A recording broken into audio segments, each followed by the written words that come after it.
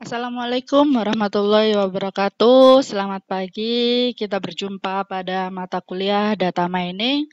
Untuk pertemuan 8, materinya mengenai klasifikasi bias sederhana. Adapun nanti yang akan saya jelaskan terdiri dari 3 bagian. Bagian yang pertama adalah mengenai klasifikasi bias, teorema bias, dan klasifikasi bias sederhana. Untuk bagian kedua, mengenai contoh klasifikasi bias sederhana serta ada 2 catatan. Dan untuk bagian ketiga yang terakhir adalah klasifikasi bias sederhana menggunakan R. Mari kita masuk ke bagian yang pertama. Pada klasifikasi Bayesian, ada 5 hal yang perlu kita ketahui bahwa klasifikasi Bayesian merupakan klasifikasi statistika, di mana menyajikan probabilistic prediction, yaitu prediksi peluang keanggotaan kelas. Idenya berdasarkan teorema Bayes.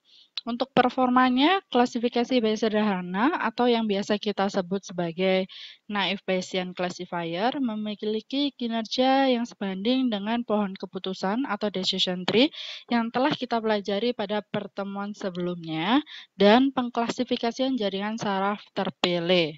Kelebihan dari klasifikasi Bayesian, setiap training example dapat secara bertahap meningkat atau mengurangi peluang bahwa suatu hipotesis benar.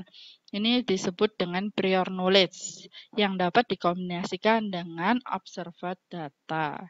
Nah, metode ini sudah cukup standar sebagai metode pengambilan keputusan walaupun metode Bayesian secara komputasi tidak dapat dilakukan.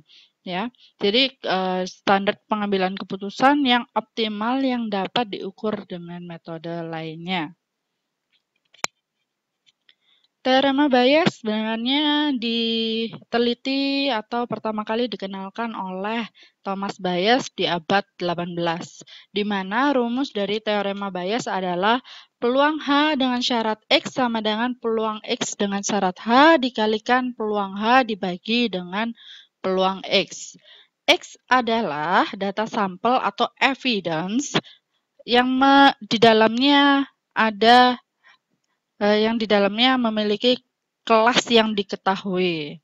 Kemudian H adalah hipotesis bahwa X milik atau anggota kelas C. Kemudian klasifikasi ditentukan dari nilai peluang H dengan syarat X, yaitu posterior probability, di mana diartikan peluang bahwa hipotesis terpenuhi diberikan sampel data yang diamati X.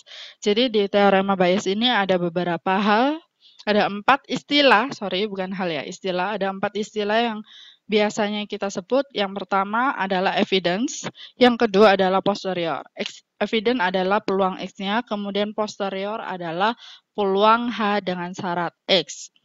Kemudian istilah yang ketiga adalah prior probability atau peluang dari H atau yang namanya peluang awal. Contohnya, X akan membeli komputer tanpa mempertimbangkan usia pendapatan dan lain sebagainya. Peluang X adalah peluang bahwa data sampel diamati. Nah, istilah yang terakhir atau yang keempat adalah likelihood, peluang X dengan syarat H, ya. Peluang mengamati sampel X diberikan bahwa hipotesis terpenuhi. Contohnya, diberikan bahwa X akan membeli komputer, peluang bahwa X adalah usia 31 sampai 40 dan juga pendapatannya terkategori medium.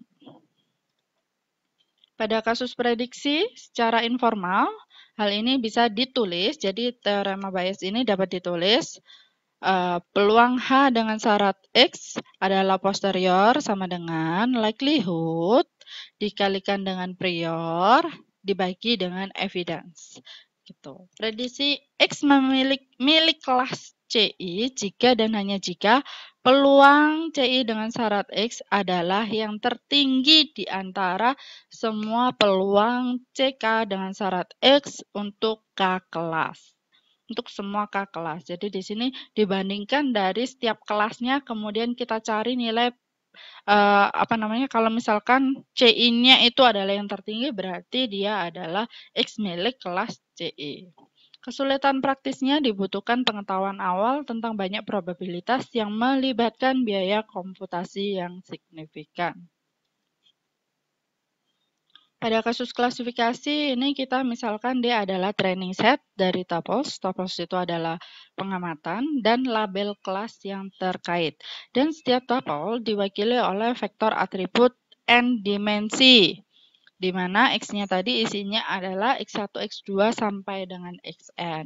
Misalkan M adalah kelas, C1, C2 sama dengan Cm, kemudian klasifikasi adalah untuk memperoleh posterior maksimum atau memaksimalkan peluang CI dengan syarat X.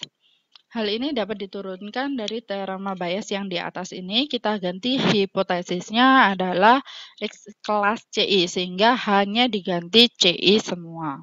Sehingga rumusnya jadi seperti ini. Kemudian, jika PX konstan untuk semua kelas, maka yang perlu dioptimalkan tinggal yang atasnya saja, yaitu peluang X dengan syarat CI dikalikan peluang CI. Kita masuk ke materi yang kedua, yaitu klasifikasi Bayes sederhana. Di klasifikasi Bayes sederhana ada 5 tahapan. Tahapan yang pertama adalah mendefinisikan D, kemudian X-nya, dan A-nya.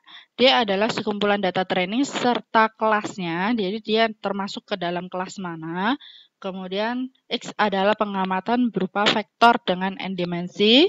Kemudian ada N pengamatan diperoleh dari N atribut. Nah, atributnya adalah A1, A2 sampai dengan AN. Step keduanya adalah terdapat M kelas yaitu C1, C2 sampai dengan CM. Kelas X diprediksi dengan kelas pada peluang posterior terbesar ya. Itu bisa dinotasikan dengan peluang CI dengan syarat X lebih besar peluang CJ dengan syarat X untuk J yang berjalan dari 1 sampai dengan M dan J tidak boleh sama dengan E. Peluang CI dengan syarat X maksimum disebut dengan maksimum posteriori hipotesis. Dengan teorema Bayes yang digunakan sama dengan rumusnya tadi ya, hanya diganti dengan CI. Untuk step ketiga adalah peluang X konstan untuk semua kelas sehingga peluang X dengan syarat CI dan dikali peluang CI yang akan dimaksimalkan ya. Nah, di sini kalau misalkan peluang prior kelasnya tidak diketahui, maka peluang C1, peluang C2 sampai dengan peluang CM itu akan sama. Sehingga karena peluang C-nya di sini sama, peluang CI-nya sama, sehingga yang dioptimalkan atau yang dimaksimalkan adalah peluang X dengan syarat CI. Kemudian, kalau misalkan dia bisa diketahui peluang kelas priornya, bisa dihitung dengan rumus banyaknya CI pada D adalah data, dibagi dengan banyaknya data. Nah, pada buku Han itu sebenarnya penulisan dari banyaknya pengamatan data training CI pada D disimbolkan dengan harga mutlak. Tapi nanti saya takut bahwa kalian salah memahami itu dengan harga mutlak, sehingga saya tulis dengan yang biasanya kita sebut dengan banyak adalah simbol pagar. Jadi pagar di sini menunjukkan banyaknya pengamatan data training CI kelas CI pada D dibagikan dengan banyaknya D atau data seperti itu. Langkah berikutnya yaitu langkah 4. Untuk mengurangi perhitungan dalam evaluasi peluang X dengan syarat CI, di sini berarti tidak ada peluang CI, ya berarti PX dan PCI-nya konstan. Itu harus dibuat asumsi sederhana dari independent conditional class, yaitu perkalian yang berjalan untuk peluang XK, K-nya dari 1 sampai dengan N, dengan syarat CI. Jadi CI-nya tetap yang jalan cuma X-nya aja. Nanti X-nya ada 5, berarti X-nya ininya pun ada peluang X1 dengan syarat CI, kali peluang X2 dengan syarat CI, sampai dengan peluang X5 dengan syarat CI. Karena ini berjalannya dari 1 sampai N, berarti di sini X1-nya pun sampai dengan Xn, ya.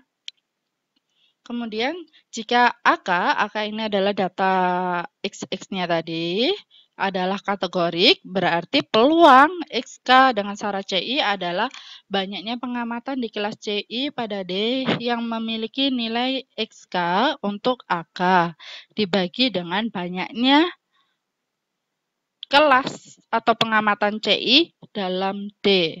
Nah, kalau misalkan AK-nya bernilai kontinu, berarti peluang SK dengan syarat CI bisa dihitung dengan sebaran Gaussian dengan min mu dan simbangan baku sigma.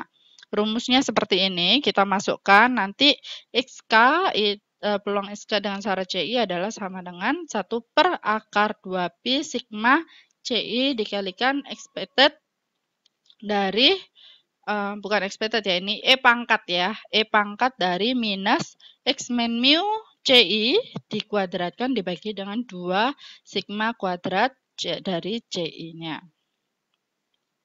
Oke, step kelima adalah prediksi kelas dari X adalah CI jika dan hanya jika peluang XCI dikalikan peluang CI itu lebih besar dari peluang XCI dikalikan peluang X dengan syarat CJ dikalikan dengan peluang CJ. Untuk C yang berjalan dari 1 sampai dengan M dan J tidak sama dengan E.